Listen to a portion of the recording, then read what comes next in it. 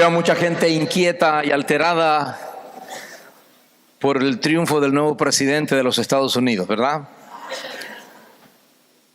Y muchas interrogantes. ¿Y ahora qué va a pasar? La iglesia no está inquieta, porque nosotros sí sabemos lo que va a pasar. No importa quién gobierne. Oiga, estaba pensando esta semana en el presidente de Ecuador, el señor Correa, ¿se acuerda?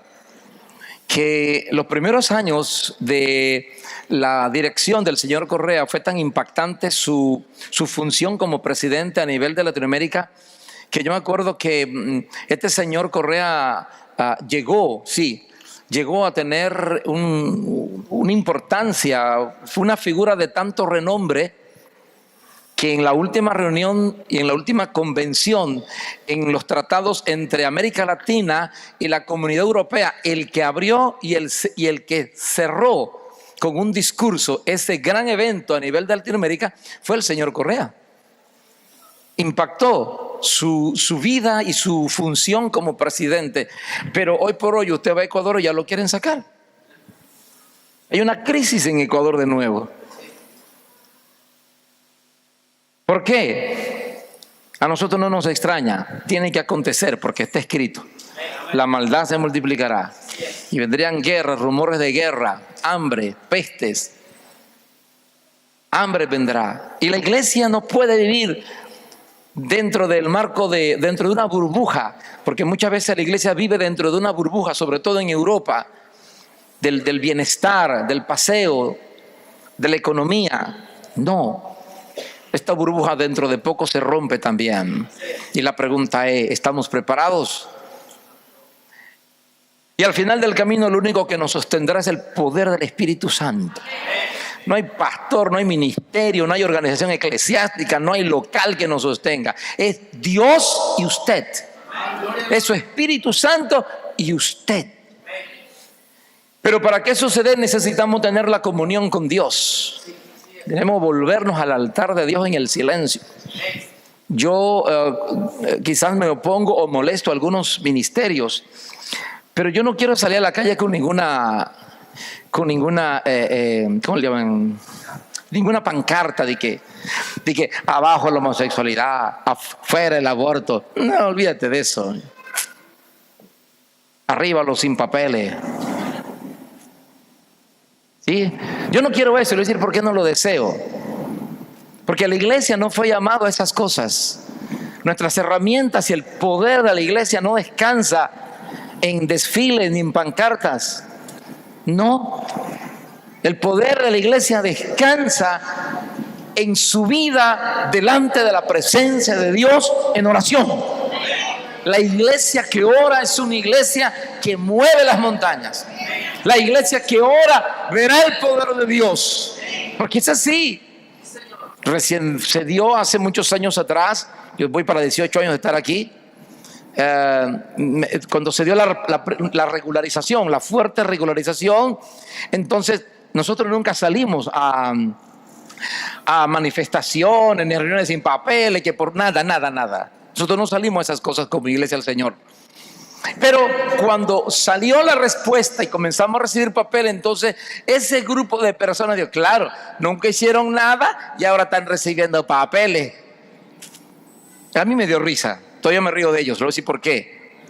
Porque los papeles salieron porque esta iglesia oró al Señor y clamó. Y nosotros ayunábamos y hacíamos vigilia y orábamos. El problema es que después de los papeles ya nadie ayunó ni oró. Entonces tenemos que pedir a Dios que algo acontezca para que volvamos al trono de Dios y que volvamos a la humillación del Señor. Pero la oración es importante. Dos cosas hemos estudiado de la oración. La tercera la estudiamos el día miércoles. La primera de ellas es que la comunión con Dios, la oración, solo es poderosa cuando se ora conforme a la voluntad de Dios. Hemos sido muy claros al recordarle que Dios solo contestará tu capricho si tu capricho está dentro del plan de Dios. Si lo que usted pide es porque es parte del plan de Dios, créame lo que le digo, va a acontecer. Pero si lo que usted quiere no está en los planes de Dios, llore, ayune, muere seco ahí orando, no va a ocurrir. Porque sencillamente no está en el plan de Dios. Hago referencia a un detalle que quizás para algunos es incómodo, pero es una realidad. Cualquier persona que esté en un hospital con cáncer terminal o como esté, puede ayunar, orar, clamar, gemir, puede levantarse toda la iglesia. Pero si en el destino de Dios está que ese hombre o esa mujer ya esté en su presencia, nadie detendrá ese proceso.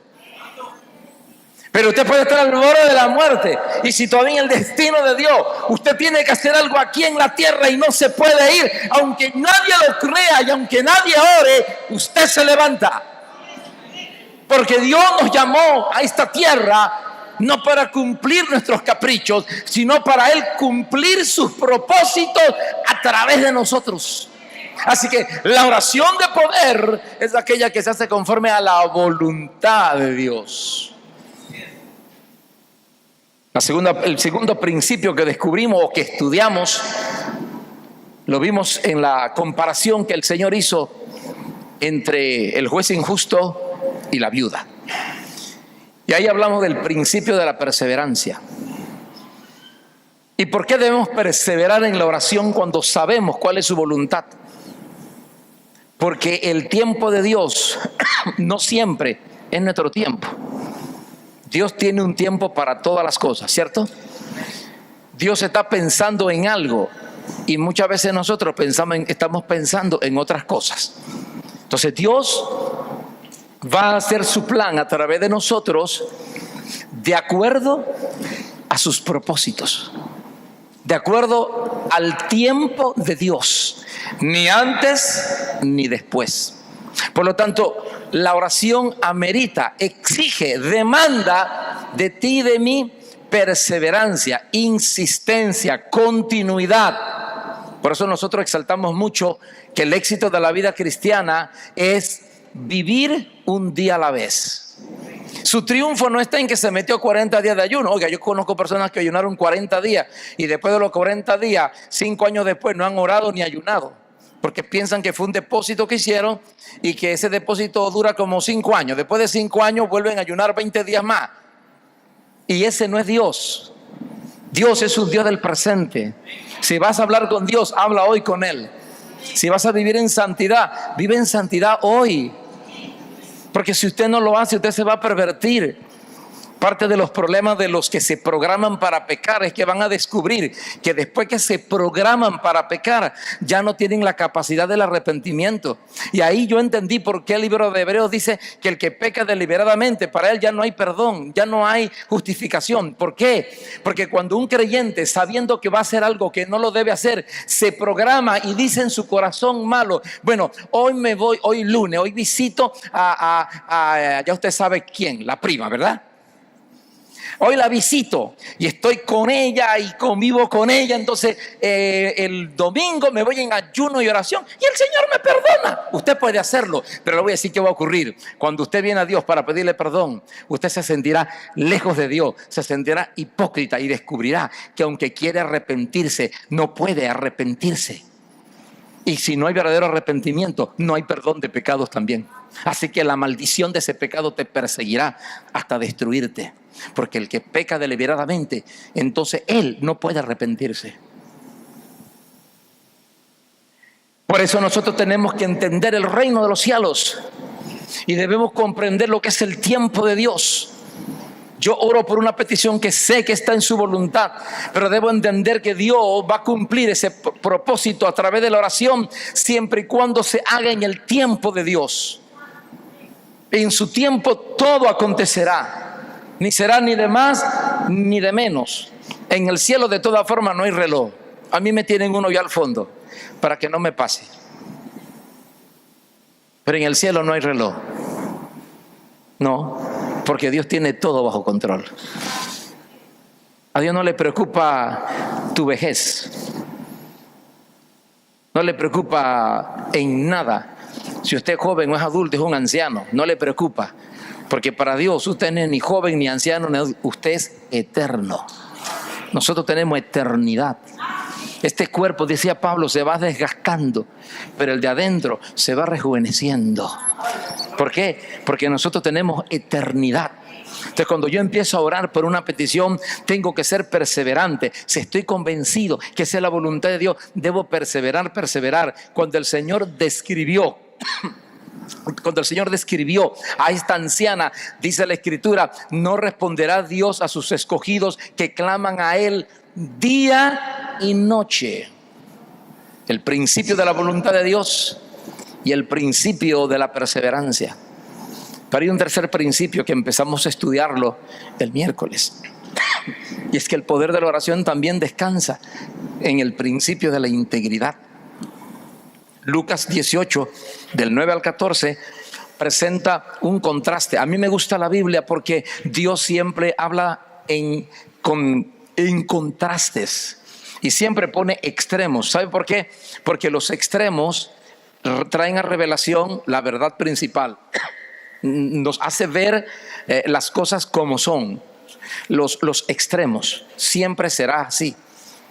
Por eso el Señor siempre habla de luz y tinieblas, porque es clara la diferencia, ¿sí o no? Luz y tinieblas, justos e injustos, día y noche, porque es muy clara la diferencia entre el día y la noche. Y cuando el Señor habla del tiempo de trabajar, habla del día. Y cuando se acerca el tiempo del fin, dice, la noche se acerca donde ya no podréis hacer nada. Y para nosotros es fácil comprensión esa comparación, porque siempre es un contraste. Cuando el Señor quiso mostrar el valor de la integridad, hizo un contraste muy fuerte en Lucas capítulo 18, del 9 en adelante. Porque puso personajes con extremas actitudes el uno contra el otro. La primera de ellas es que, dice el versículo 9, a unos que confiaban en sí mismos como justos y menospreciaban a los otros, dijo esta parábola. 2 hombres subieron al templo a orar. Observe que los 2 tenían la misma decisión. Uno era fariseo y el otro publicano. Era un extremo. El fariseo religioso, admirado, reconocido. Cuando el fariseo caminaba por las calles de Israel, la gente le llamaba maestro. A Nicodemo le llamaban don Nicodemo, porque era un fariseo, era un maestro de la ley. La gente le encontraba y sabía que ese hombre era capaz de repetirle de memoria libros enteros de la ley. Eso está, no solamente, eso está en la historia. Estudia un poco la historia de Israel y descubrirá que los fariseos eran sacerdotes con la capacidad de repetir de memoria libros enteros de la ley, porque desde niño eran formados. Por causa de eso tenían un gran renombre. Ahí estaba el fariseo, el admirado, el aplaudido, el envidiado. Yo me imagino que muchos jóvenes, cuando eran niños, decían, cuando yo sea grande, voy a ser un buen maestro de la ley. Y me voy a parar en las esquinas a declarar la ley de memoria. Porque era admirable. Estos hombres se paraban en las esquinas a manifestar su capacidad retentiva de la ley. Pero en el otro extremo había un publicano. ¿Sabe lo que era un publicano? Era un judío que se había vendido al imperio romano para quitarle los impuestos a su propio pueblo. Así que el publicano era un hombre aborrecido. Ningún niño decía, cuando sea grande seré publicano. No, Dios lo libre. Dios lo libre. Publicano era un hombre aborrecido. ¿Por qué? Porque le robaba al pueblo. Él cobraba el impuesto de los romanos, que eran los que esclavizaban a Israel. Estos judíos comprados por Roma le quitaban los impuestos al pueblo, y además de eso robaban porque cobraban más, y por eso todo publicano tenía billete, papá, mucho billete. Era aborrecido. Y por eso esos 2 personajes en contraste, el religioso admirado y el aborrecido publicano, los 2 entran a orar. Y el Señor hace la comparación porque lo que quiere es resaltar la verdad principal. Y dice el versículo 11, el fariseo puesto en pie, como era lo normal para que lo vieran, ¿verdad? ¿Oraba con quién? ¿Cuántos de nosotros no oramos y lo único que hacemos es hablar con nosotros mismos porque Dios no escucha la oración? Señor, mata a la suegra, mata al suegro, quien se muera. Gracias, Señor. Hablaste contigo mismo. Señor, destruye a mi vecino. ¿Cuántos han orado solo consigo mismo? Y dice, mamá, pasé una hora orando. Yo no sé, bueno, oró. Me acuerdo un día que yo llegué a una casa y entonces habían unos niños allí. Entonces la mamá pues era de oración. Y entonces, pero cuando yo llegué, después del tiempo de oración de la mamá, había correteado a los chiquillos y le había dado palo. Entonces me decía el niño, papá, oiga, pastor, mamá entra a orar y yo no sé si habla con Dios. ¿Por qué? Yo creo que habla con el diablo. ¿Por qué? Porque sale de ahí enojada. ¿De verdad? Uno entra y dice, hasta tienen miedo uno, mamá, ¿qué quieres? No ves que estoy llorando. Lárgate de aquí, desgraciado. Entonces uno dice, ¿con quién estará hablando esta señora? Si usted es así, piense bien. Yo tengo la impresión que usted está hablando con usted mismo. Porque el que entra a la presencia de Dios, lo primero que hace es que se quebranta. Porque cuando Isaías entró en su presencia, el profeta dijo, ¡ay de mí que soy pecador! La presencia verdadera de Dios. Este tipo oraba consigo mismo. Y decía, te doy gracias, porque no soy como los otros hombres. Qué vanidoso, ¿verdad? Soy el más guapo de todos. No soy narizón, ni barrigón, ni nada de esas cosas. Que estos son ladrones, injustos, adúlteros, ni aún como este publicano. Jícame, qué barbaridad. Qué sencillez esta oración, ¿verdad? Ayuno 2 veces a la semana. Oiga, le gana hasta el pastor. Ayuna más que el pastor. 2 veces por semana ayunaba este tipo. Doy diezmo de todo lo que gano. Cualquier pastor hubiera dicho, yo quiero que ese hombre sea miembro de mi iglesia. Versículo 13, más el publicano, estando lejos, no quería ni aún alzar los ojos al cielo, sino que se golpeaba el pecho diciendo, Dios, sé propicio a mi pecador. Os digo que este descendió a su casa justificado antes que el otro, porque cualquiera que se enaltece será humillado y el que se humilla será enaltecido. Las 2 imágenes muestran solamente una realidad. La necesidad de la integridad. Integridad no es más que ser y hablar lo que nosotros somos en realidad. Dios no necesita las mentiras nuestras. Dios no necesita palabras hermosas de alguien que no las cree. Dios necesita escucharte a ti tal como tú eres. Eso es integridad. Y la verdadera oración de la iglesia para los días que vienen tiene que ser con integridad, con mucha sinceridad y con mucha transparencia. ¿Por qué voy yo a pedir que Dios levante a Juan si yo estoy caído? Mejor le pido que me levante a mí porque me siento en el suelo. Y después de pedir por mí le digo, y también ten misericordia de Pedro que se cayó también. Porque eso se llama integridad. Integridad es expresarle a Dios lo que somos, como somos, tal como somos debemos hablar. No me preocupa una oración con expresiones muy elevadas y muy educadas, porque eso depende de quién es el que está hablando con Dios. Una cosa es que usted escuche una persona que por lo menos fue al 6º año de secundaria y se puso a hablar con Dios y uno siente que él habla con cierta libertad. Otra cosa, por lo menos en el caso de mi país, es escuchar a un indígena. En mi país hacemos congresos de indígenas 5, 6, hasta 10 días. Nosotros el año pasado enviamos una economía a un hombre de Dios que hace todos los años un congreso de toda la comarca de su región. Más de 1,500 indígenas por 10 días reunidos. Duermen debajo de los árboles, en donde puedan, porque son personas del campo, no han tenido la oportunidad de la formación. Y cuando usted los escucha hablar y orar, se nota la falta de libertad de expresión que tienen, porque no han tenido esa educación. Al igual que un maleante de la calle. Y yo me acuerdo cuando llegaba a la oración de un centro de rehabilitación de drogadictos. En mi país hay una generación, y en muchos países, que nacen en la calle y su forma de hablar es el de la calle. Y se convierten y les cuesta cambiar su lenguaje. No, les es difícil. Me llevé a un chiquitín llamado Alberto Pérez Frago y él estaba en la cárcel, se convirtió en la cárcel en mi país y se fue conmigo a una zona a predicar y yo le permití testificar. Entonces él llegó y se puso un corbatón que parecía un babero, por acá grandote lo tenía así. Y entonces yo le di para que testificara y le decía a la gente, si tú vienes aquí a ver la corbata, tú te vas para el infierno, tú ves. Pero si tú vienes aquí a buscar a Cristo, tú vas para el cielo. ¿Tú me entiendes? Entonces esa es su forma de hablar.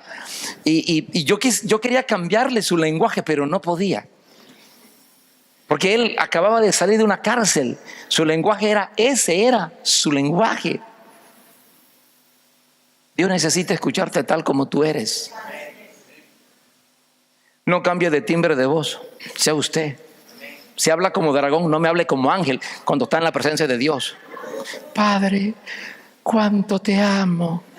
Y dice, mamá, cállate que estoy hablando con Dios, hombre. Hablan con Dios como ángel y a la gente le hablan como dragón. Eso se llama hipocresía. Háblele como dragón al Señor también. Porque si esa es tu forma de hablar, Dios te la acepta. Y Dios te bendice por la integridad de tu corazón. No le oculte lo que usted es. Este publicano dijo, Señor, ni me atrevo a levantar los ojos porque soy malo. Eso es todo. Pero decía, ten misericordia de mí. Gloria a Dios. Los ejemplos más claros de integridad en la oración lo encontramos en el Antiguo Testamento. El hombre que se le llamó el hombre conforme al corazón de Dios, no se le llamó conforme al corazón de Dios porque él era perfecto y nunca pecó. Mire, fue mentiroso, fue adúltero y fue criminal. Y ese fue David. Fue mentiroso porque quiso engañar al marido de Betsabé, Urías el Eteo, para que conviviera con él. Fue mentiroso. Fue criminal porque lo mandó a matar. Si su caso hubiese ocurrido hoy, él sería estudiado y sería echado en la cárcel como el autor intelectual del crimen, porque él no lo mató, pero él lo programó para matarlo. El libro que más habla de ese hombre en su arrepentimiento verdadero es el Salmo 51. Podemos verlo brevemente. Salmo 51.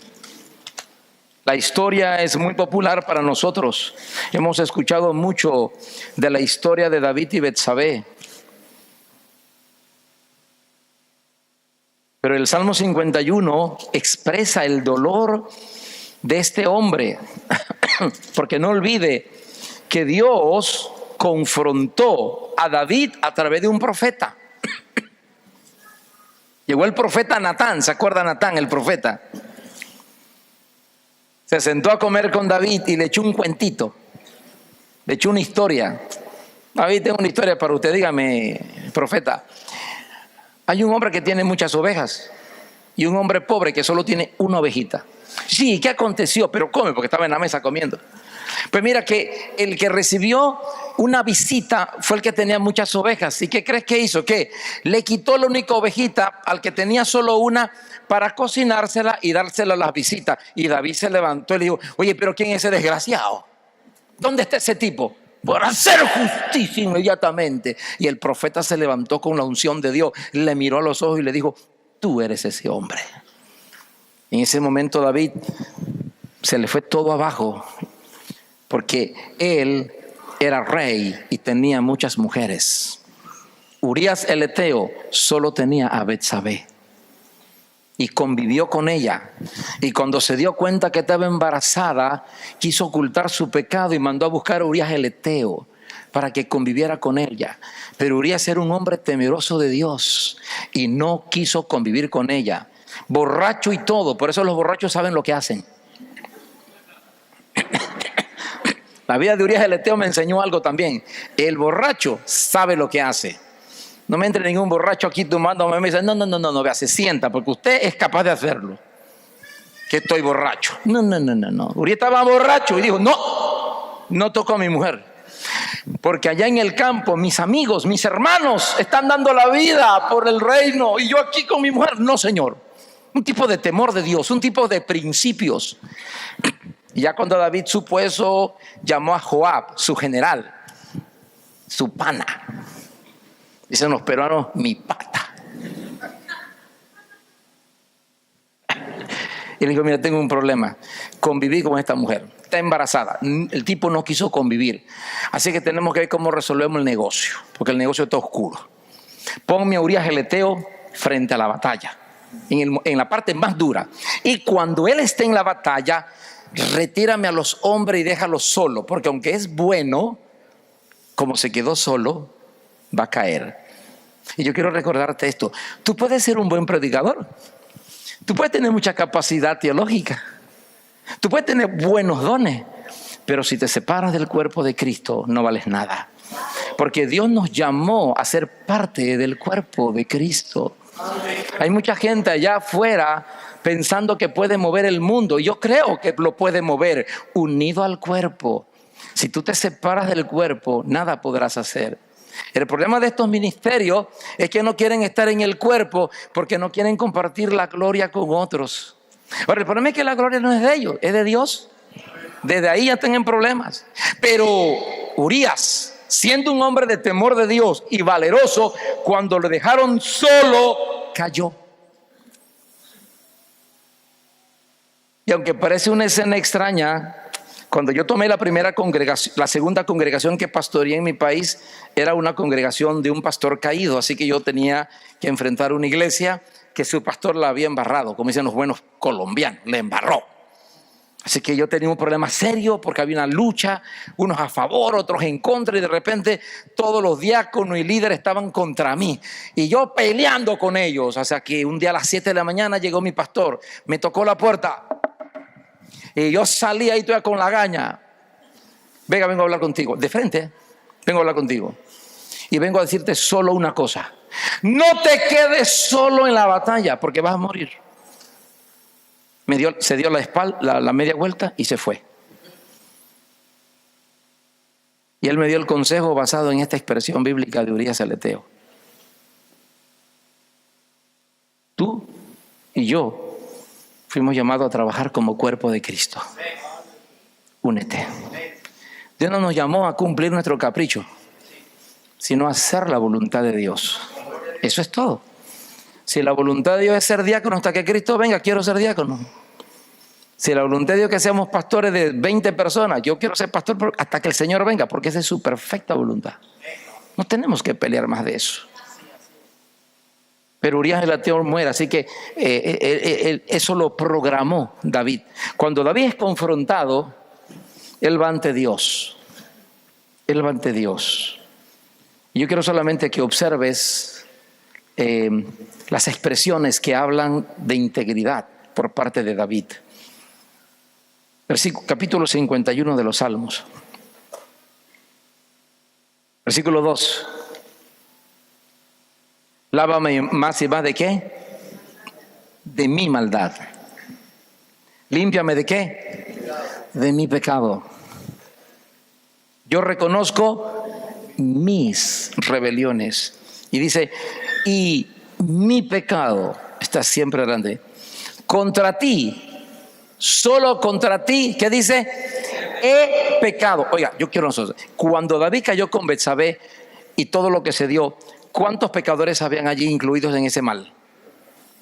Se los voy a enumerar. Mínimo. Estaba Betsabé, que no fue que arañó a David, lo pateó para que no la tocara. Eso no dice la Biblia. Aceptó el romance del rey. ¿Sí o no? ¿En qué parte dice que David forcejeó y salió huyendo y David la agarró y la forzó? No lo dice. Ella también era pecadora. ¿Y qué decimos de Joab? Que intervino en el crimen de Urías. ¿Era o no era parte del pecado? ¿Y qué decimos de los soldados que fueron a buscar a Betsabé a su casa? Ellos sabían cuál era el negocio. ¿Sí o no? Me imagino que los soldados decían, oye, pero este David tiene un gusto, porque Betsabé era hermosísima. Yo me imagino los comentarios de los soldados, oye, tremenda hembra, wow, ojalá fuera yo también rey. Ellos se la llevaban y ellos sabían. Óigame, porque nosotros los hombres somos malos y nosotros percibimos la maldad, la percibimos. No me eche el cuento que usted cayó y dice que yo no sabía lo que iba a ocurrir. Usted lo sabía, pero no tienes el valor de humillarte y decir, fui yo el culpable, Señor. Cuando usted tenga esa capacidad de decir, fui yo, vendrá el perdón de pecado, vendrá la paz, vendrá la tranquilidad y vendrá la respuesta de Dios para que salgas de tu problema. Nadie cae sin saber por qué. Usted sabía que cuando iba a llegar a esa casa estaba sola y que esa mujer estaba sola. Usted lo sabía. Y mientras no aprendas a humillarte y tirarte en el suelo para decir, fui yo, Señor, nada va a ocurrir. Igual que en las peleas de marido y mujer. Es que está vieja. Y tú, viejo, lo que hiciste, ¿dónde está tu parte? Permítame decirle que en el trato de Dios conmigo, a Dios no le interesa si usted habló mal de mí. A Dios no le interesa si usted me trata mal. A Dios no le interesa lo que usted diga de mí. A Dios le interesa conmigo la actitud que yo tenga ante Él por mis maldades. Y esa yo las quiero arreglar. Y los que hablan de ti, pastor, ese es el problema de Dios con cada uno. Porque yo no soy juez, soy hijo. Así que deje de estarse amargando porque hablaron, porque me dijeron. Póngase a un lado y dile, bueno, Señor, tú y yo, ¿dónde está el problema aquí? ¿Cuál es mi problema? No el de los demás, el mío. Cuando tú resuelvas tu problema, descubrirás que nada te va a detener. Nadie te va a detener. No hay hombre que tenga el poder y la capacidad para detener a un hombre o a una mujer que decide hacer su voluntad. Nadie. Por eso él decía, mi pecado, mi maldad, fui yo, Señor. No habla de Betsabé, no habla de Joab. En ningún momento dice, Señor, mira lo que hice con esta mujer. Pero es que ella también se dejó, Señor. Es que ella no puso resistencia. Ella sabía que yo era el rey, que estaba casado, Señor. ¿Por qué esa vieja me hizo esto? No. Nada. Dijo, Señor, mi pecado y mi maldad. Cuando usted vaya a Dios a hablar de su problema con su mujer, con sus hijos, con su vecino, con quien sea, hable de su pecado. Y Dios sanará su corazón. Porque el evangelio es poder de Dios. Y si usted no quiere volver a estar en la iglesia por los muchos problemas, no se preocupe. De verdad, con el corazón se lo digo. Busque una iglesia, yo lo bendigo. Y que siga creciendo. Porque al final usted no es salvo porque está aquí. Usted es salvo porque está en Cristo. Sea aquí en cualquier iglesia. Si estás en Cristo, vas para el cielo. Y cuando la trompeta suene, vendrá. O búsquese una iglesia más santa que esta. Y diga, estoy en una iglesia santa, ahora aquí nadie critica, nadie molesta, los pastores no dicen chistes como usted, todo chévere. Pero cuando venga Cristo, usted se va para el infierno. Porque el problema no es la iglesia, es usted. Yo me puedo apartar de esta iglesia, pastor, esa iglesia sin vergüenza, 18 años ahí dando la vida y viene como solo porque soy indio. Pero cuando Cristo venga, Él me va a decir, ninguno de ellos fue culpable de tu inmundicia.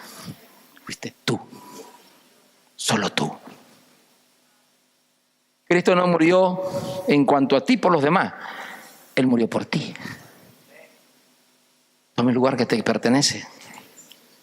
El otro hombre que me llama la atención es Asaf, Salmo 73. Salmo 73. Este salmo tiene por lo menos 6 mentiras. Sí. Este salmo tiene como 6 mentiras porque Asaf comete el error de mirar mucho a donde no debe. ¿Sabe que cuando usted empieza a mirar mucho lo que no debe, su espíritu se apaga y empiezas a menguar? ¿Cierto? Si usted se para aquí y empieza a ver a la iglesia y empieza a ver todos los problemas que hay, entra a la cocina, los hermanos se discuten y se pelean a veces. Van los niños, hay maestros que no quieren venir, otros que no quieren venir. Va a la librería, que se compra, que no se compra, que hay cosas muy caras. ¿Sí? Va a los baños, que los chiquillos rompen eso, que lo taponean, y los niños son los hijos de los líderes de la iglesia, y qué vergüenza, qué barbaridad. Vamos a la alabanza, que algunos oran, que algunos llegan tarde, que sí, que no, con sí, con sa. Vamos al cuerpo ministerial, que a veces llegan, que llegaron tarde, que no están de acuerdo, que dijeron eso allá, pero el pastor no lo sabía, el anciano sí lo sabía. De repente Ramiro no, ¿dónde está el pastor? No me dijo nada. El reguero de problemas, ¿sí o no, pastor? Casi siempre, ¿verdad? Si usted se pone a ver todas esas cosas, me voy. Pero si cuando paras aquí y ves a cada persona cómo Dios le ha ido cambiando y cómo Dios ha ido transformando nuestras vidas. Y cuando tú ves cada persona que hoy, aunque era alcohólico, ya no toma alcohol. Antes era mujeriego, ahora se quedó con su mujer. Todavía se muerden, pero está solo con ella. Ya es bastante, ¿ah? Cuando tú ves que cada uno llega aquí en los domingos, ves arrastrando, llegan a veces tarde a la escuela dominical. Pero están llegando. Ahí están viniendo. Perdón, el problema que llegó tarde. Bueno, tú sabes, ¿no? Se flateó la llanta del metro. Allá están. Entonces tú empiezas a levantarte, tú vas diciendo, verdaderamente aquí está el Señor. Nuestro problema es cuando empezamos a ver afuera. Y cuando escuchamos los de afuera. Por eso yo te dije hace unos días, de aquí en adelante, cuando alguien llegue a tu casa, dile, mire, no me hable de nadie, vamos a orar. Tú piensas que el pastor Ramiro es feo, vamos a orar para que se haga guapo.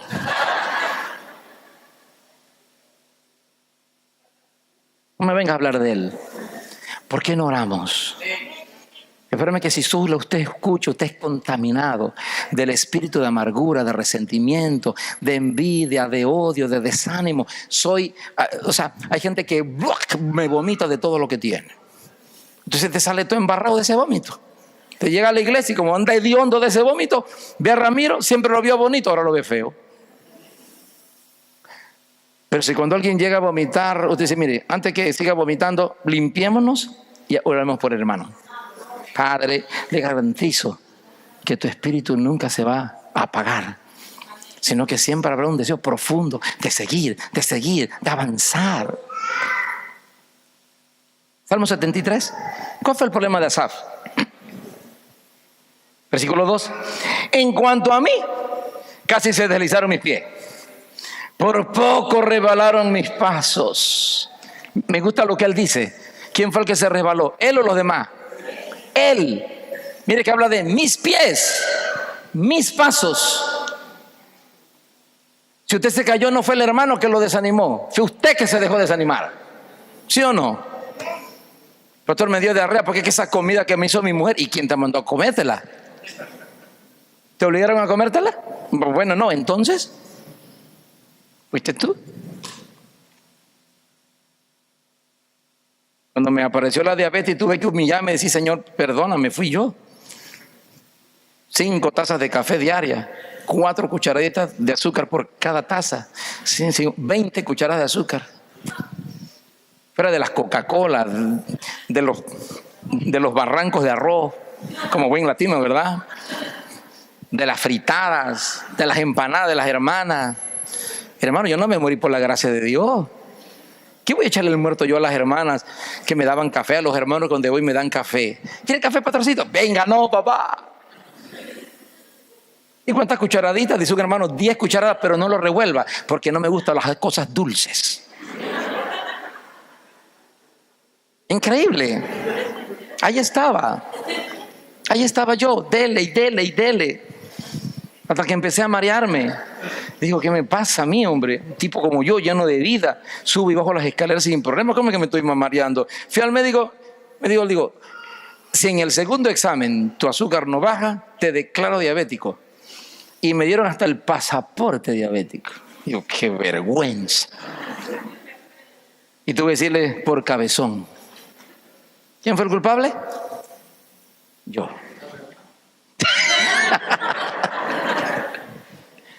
Fui yo.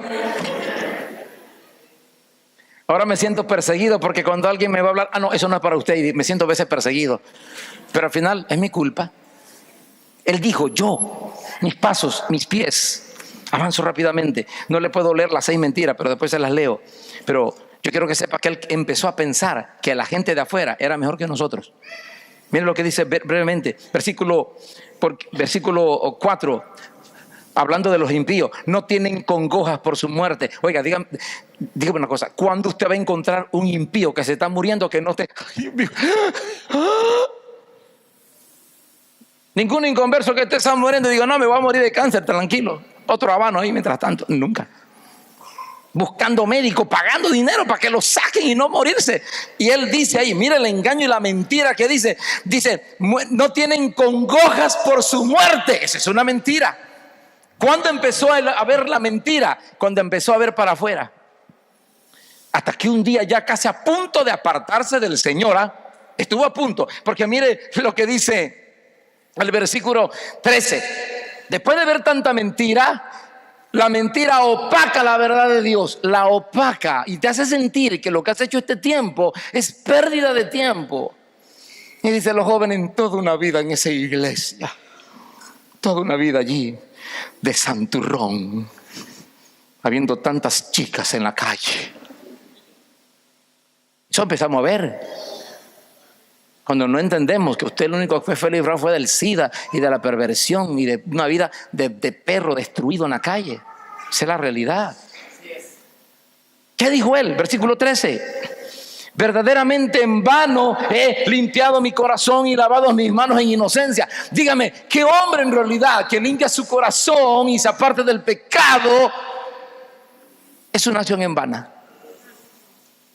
Todo hombre que se lava su corazón, que se aparta del pecado, es bendecido, tiene paz, tiene prosperidad, es guardado, es dirigido por Dios. Eso era otra mentira de él.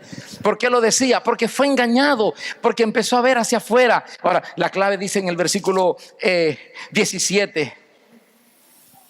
¿Lo tiene? Hasta que entrando en el santuario de Dios, comprendía el fin de ellos. Hasta que entrando en el santuario de Dios. Esa fue una oración íntegra. Cuando él entró al santuario de Dios y vio la realidad en que vivía y entendió que lo que él tenía era mayor que todo lo demás. Él entendió que si el impío tiene 2 carros MW, viaja todos los años a su país 3 meses y regresa y usted lo ve en la calle siempre riéndose, pero cuando entró en la presencia de Dios dijo, es pura hipocresía y maldad, porque su fin es el infierno, Señor. Hasta que entré en el santuario de Dios, mire la forma tan íntegra en que él habla. Aquí lo entendí. Fue tan íntegro que como todos nosotros nos empezamos a decir, a comparar como animales, ¿verdad? Qué bruto, qué caballo, qué bestia que soy. ¿Usted lo ha hecho algún día? Cuando usted se da cuenta que la embarró, comienza a ponerse todos los títulos, ¿verdad? Si usted se ríe porque usted lo ha hecho, yo también lo he hecho. Dice el versículo, mire lo que dice aquí el versículo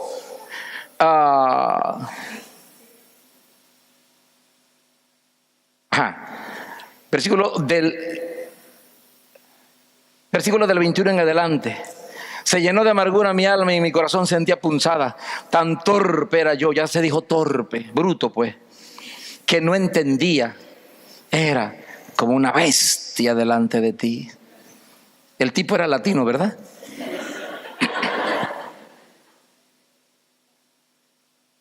Hermano, permítame decirle que la integridad, escuche, la integridad es el sello que garantiza la verdadera relación con Dios. Pero la integridad es la garantía, es el sello que garantiza la permanencia de un matrimonio. La integridad es el sello de garantía que garantiza una verdadera amistad. La hipocresía y la maldad, el engaño, la falsedad nos destruyen. Y eso nos afecta a todos, pero en la oración es mucho más negativa. Porque todavía cuando usted no es íntegro con su esposo, ayer te vi ahí con un muchacho que te estaba mirando, porque no, era un amigo solamente, es más, me preguntaba por ti. Y me preguntaba con mucha alegría, oye, ¿qué de tu esposo? Entonces yo le contesté con alegría, está muy bien, mi amor. Y mentira, te estaba diciendo, mi amor, qué linda eres cuando nos encontramos. Falta de integridad. Pero hay una diferencia entre Dios y nosotros en cuanto a la integridad. ¿Sabe cuál es? Es que nosotros no sabemos la realidad del que está hablando conmigo. Yo hablo con mi hija, ¿seguro, Anita, que te estás portando bien? Sí, papá. ¿Saliste de la escuela y me decía? Sí, papá. ¿Y por qué te demoraste 2 horas? Fui al centro con una amiga a comprar. ¿De verdad? Sí, papá. Yo no soy Dios, ¿verdad, Ana? Me está mirando ahí. Pero la diferencia es que en Dios usted le va a decir, mira, Señor, esa gente injusta, y dice el Señor, sí, ¿en verdad que es injusta? Y tú sabes que yo le amo, Señor. Tú le amas. Él lo sabe todo. Esa es la diferencia. Por eso la integridad en la presencia de Dios te puede destruir si es falsa, porque Dios todo lo sabe. Todo. Esa actitud se ve reflejado en el encuentro, y termino este pensamientito, decía el chiquillo, entre Eliseos y su siervo, que vino Naamán y como le sanó, le ofreció dinero. Y Eliseo le dijo, no cobro nada. Y él se fue y dijo Jesse, oye, pero este Eliseo, qué bruto. Plata, oro, ¿cómo se vaya? Y le dice, Eliseo, disculpa, voy aquí un ratito a caminar, vengo ahorita. Y se fue corriendo donde Naamán. Digo, Naamán, mi amo ha reflexionado y descubrió que si necesita algo de oro y cositas, no te preocupes, y se lo entregó y llegó y lo escondió. Y le dice Eliseo, ¿por dónde estabas? No, yo no fui una vueltecita. Y le dice Eliseo, no estaba yo allí cuando recibiste esto y esto. Esa es la imagen perfecta de Dios. ¿No sé yo lo que hay en tu corazón? ¿Por qué me hablas mentira cuando me alabas? ¿No sé quién eres tú?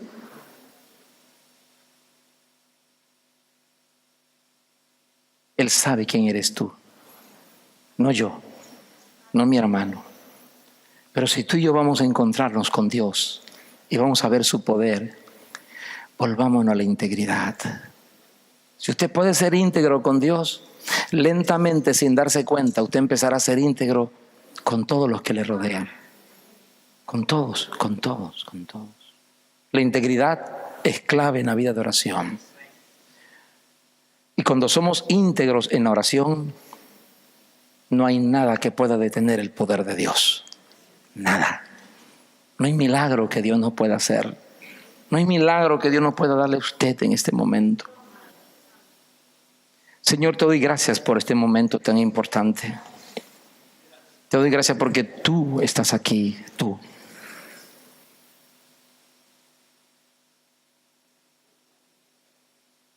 Eres tú el que estás aquí. Eres tú. Eres tú. Cierra tus ojos.